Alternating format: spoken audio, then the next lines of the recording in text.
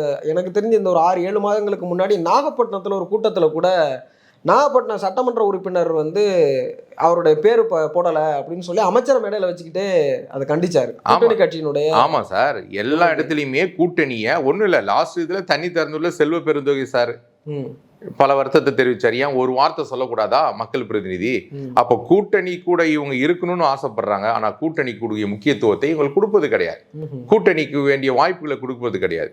நான் என்ன சொல்றேன்னா, இவங்களுடைய பணம் வந்து எந்த பணம்? இது அரசு பணத்துல நில ஒதுக்கிடுறீங்க.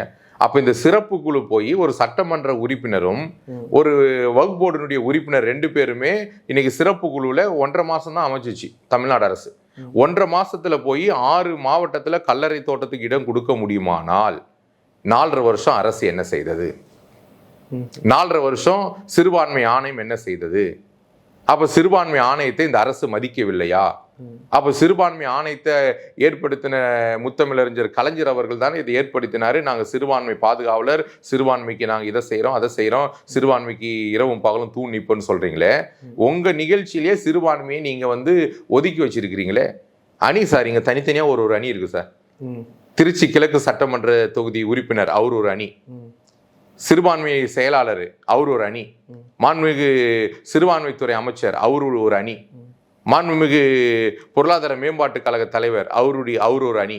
எப்படி திமுக தனித்தனியா முதலமைச்சர் ஒரு அணி, துணை முதலமைச்சர் ஒரு அணி, கனிமொழி அக்கா ஒரு அணி, எப்படி சபரிசன் அண்ணன் ஒரு அணி, இப்படி தனித்தனியா ஒரு அணி இருக்கோ அதே போல இந்த சிறுபான்மைக்குள்ள தனித்தனியா பிரிச்சிருவாங்க. ஆணைய தலைவர் அவருக்கு ஒரு தனியா ஒரு அணி இருக்கும், வாரிய தலைவருக்கு ஒரு அணி இருக்கும். இவங்க என்னன்னா பிரித்தாளக்கூடிய அரசியல். இவங்க ஒற்றுமையா இருக்கக்கூடாது.